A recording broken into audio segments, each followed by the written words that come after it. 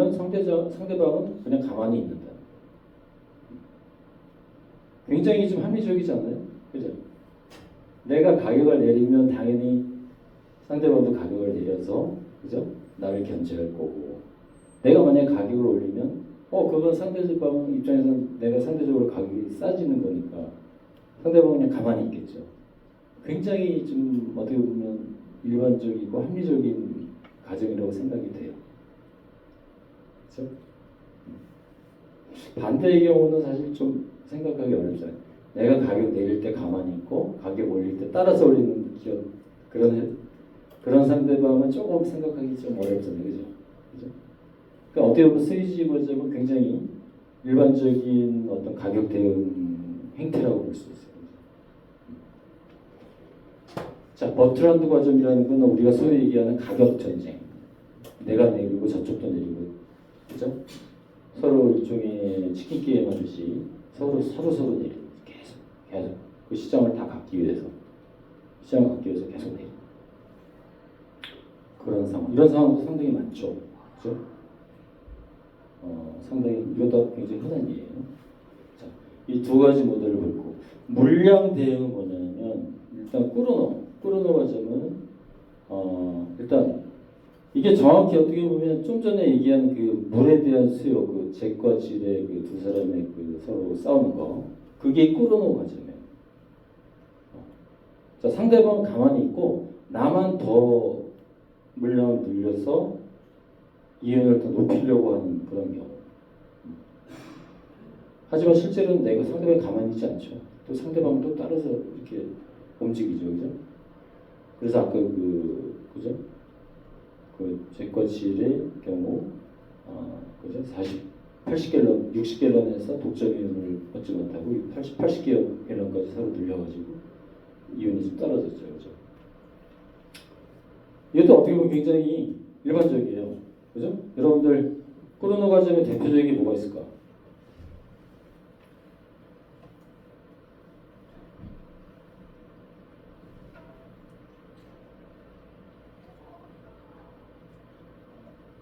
물량으로 막 서로 늘리려고 하는 거. 응? 통신사?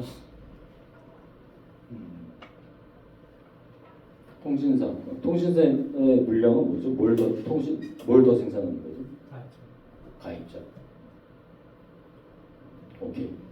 그것도 네, 그런 식으로 뭐 볼 수 있겠네요. 다른 케이스 뭐가 있을까? 어떤 소수의 플레이어가 있고 생산량을 막 늘려서 서로 시장을 뺏으려고 합니다.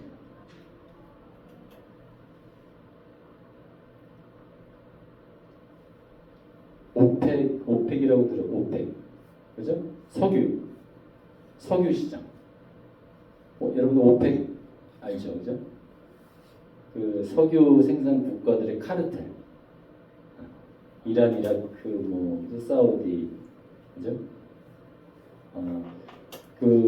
중동 그 석유 원유 생산국들이 서로 카르텔을 형성해서 그 카르텔 이름이 오펙이에요. 그래서 카르텔 형성해서 원유 가격을 일정 수준을 유지하기 위해서 생산량을 서로 제한하자라고 담합을 하는 거죠. 이게 오펙이죠, 그죠? 근데 그 오펙이 서로 생산량을 더 이상 늘리지 말자고 카르텔로 약속을 하지만 거의 매년 그 약속이 지켜진 적이 거의 뭐 꽤 있는데 그래도 깨진 게 훨씬 더 많아요.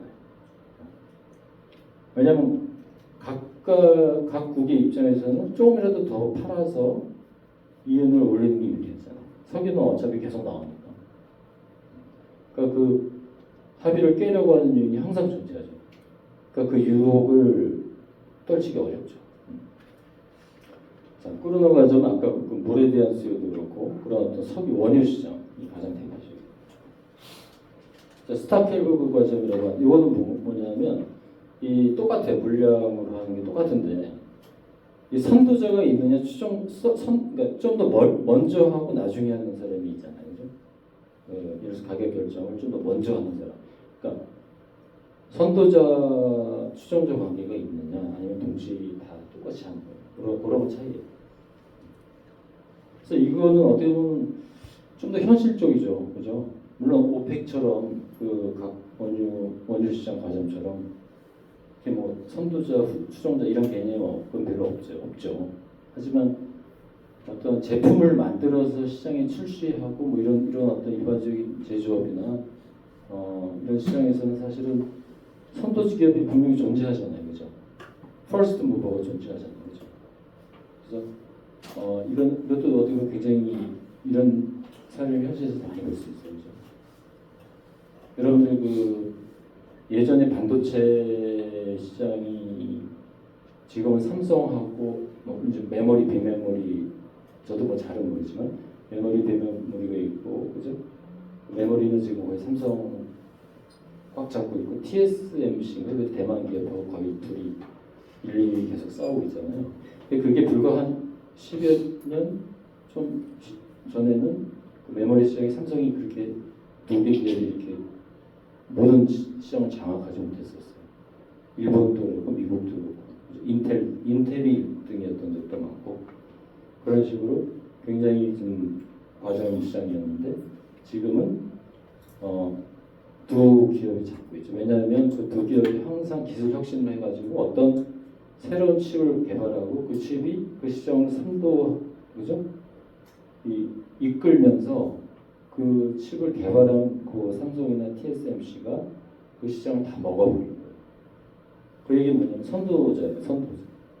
선도기업. 나머지 팔로워니까 팔로워는 리더에 비해서 팔로워가 가질 수 있는 이익은 굉장히 적어요. 이런 과점 시장에서는. 그러니까 나중에 보겠지만. 그래서 그런 예가 적당할 것 같아요. 이건 이것도 굉장히 현실적으로 많아요. 그런 케이스가. 자, 그래서 이런 전체적으로 과점 모델을 구별했을 때 이렇게 네 가지로 볼 수 있고 이걸 좀 더 크게 보면 가격이냐 물량이냐. 그래서 여러분들은 가격이냐 물량이냐만 생각을 하시면 되고 이름까지 이제 알면 더 좋고 그죠? 이게 어떤 형태가 꾸르노라든가 스위지 정도는 여러분 좀 들어봤을 거예요. 아마. 그래서 이 정도로 이제 개념을 잡고 볼 거예요.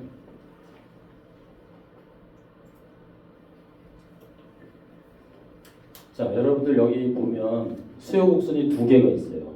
수요 곡선. 우리 수요 곡선 배웠잖아요, 그죠? 디맨드 1이 있고 디맨드 2가 있어요. 여기서 자. 수요 곡선이 탄력적이다, 비탄력적이다 우리가 많이 얘기하죠, 그죠?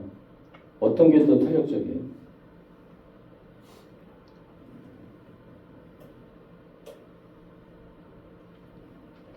디맨드 1 over 2. 2죠, 그죠? 기울기가 좀 더 평평하잖아요, 그죠? 이건 그만큼 그죠? 가격이 조금만 변해도 수량이 푹푹 변하니까 이건 더 탄력적이고. 자, 그러면 다음 질문은 만약에 플레이어가 둘이 있어요. 근데 나의 라이벌, 나의 경쟁자가 내가 하는 어떤 결정을 따라서 한다고 했을 때, 반응한다고 했을 때, 반응할 때 수요 곡선이 디맨드 1이 될 것 같아요, 디맨드 2가 될 것 같아요.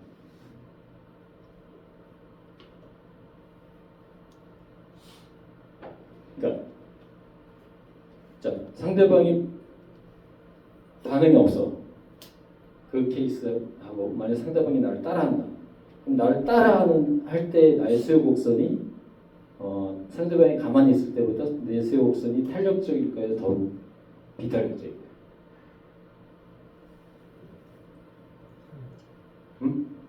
탄력적? 내 수요 곡선이? 왜 그렇죠? 예를 들어 내가 가격을 내린다. 가격을 내리면 당연히 수요가 더 많이 팔 수 있겠죠. 근데 만약에 상대방이 따라한다. 상대방도 가격을 내린다. 그럼 내가 이만큼 더 팔 수 있는데 상대방이 가격을 내리면 내가 팔 수 있는 양이 이거보다 더 많아질까요? 아니면 더 적어질까요?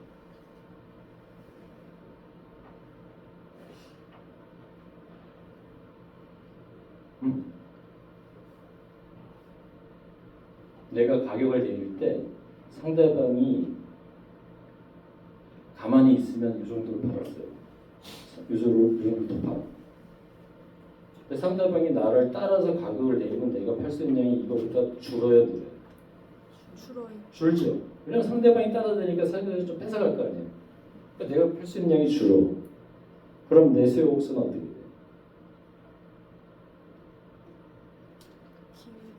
길기가? 가파르죠. 기울 가파르는 거야. 비탄력적인 거예요, 탄력적.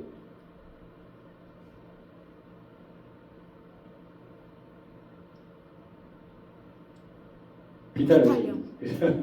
비탄력적이죠. 가격을 내려도 내가 팔 수 있는 양이 이만큼이었는데 좀 줄었어요. 그러면 비탄력적. 그러니까 기울기 수요 곡선 자체가 더 가팔라져. 상대방이 반응을 합니다. 그래서 자, 여기서 보세요. 예를 들어서 경쟁자가 가격 상승에 반응하지만 하락에는 반응하지 않는다 그러면 CBD2 이런 식으로 꺾여지겠죠. 그래프가 꺾여지겠죠.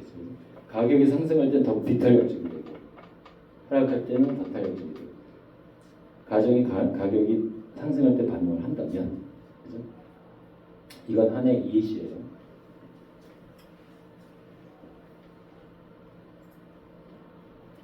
자, 그래서 수유지 과정 상태는 아까 제가 얘기를 한 것처럼 내가 가격 내릴 때는 상대방도 따라서 내려. 반면에 가격을 올릴 때는 가는 거죠. 굉장히 합리적, 굉장히 맥센스한 그런 과정이라고 할 수 있어요. 그죠?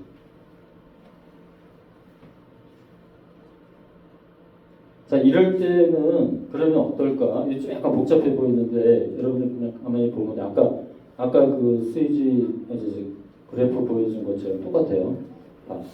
여기서 초록색 있죠,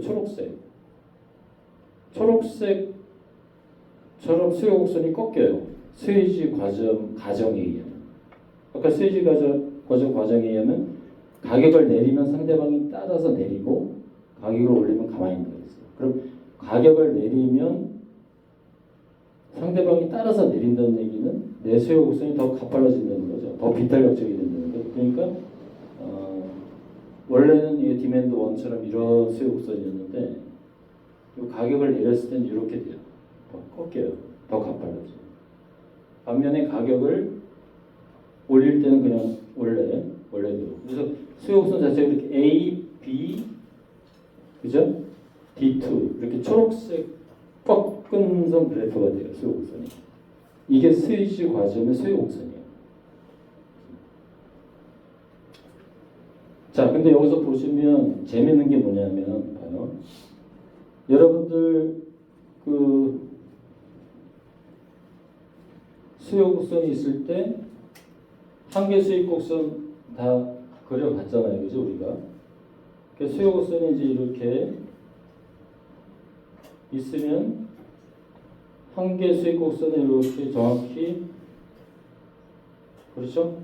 가운데를 반으로 이렇게 갈라서 내려오는 직선이잖아요, 그죠?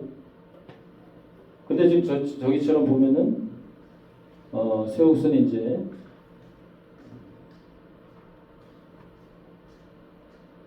꺾이잖아요. 수요 곡선이 꺾이면은 어떤 현상이 되냐면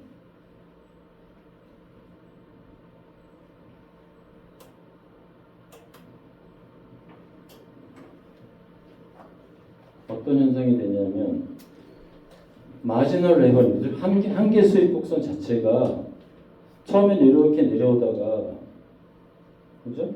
여기까지 내려오다가 이 점에서 수요 곡선이 갑자기 바뀌잖아요.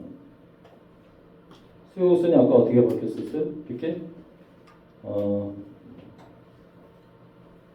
어제 이렇게 꺾였죠, 이렇게 수요 곡선이 아까 그죠? D1이고 이게 D2라고 했을 때.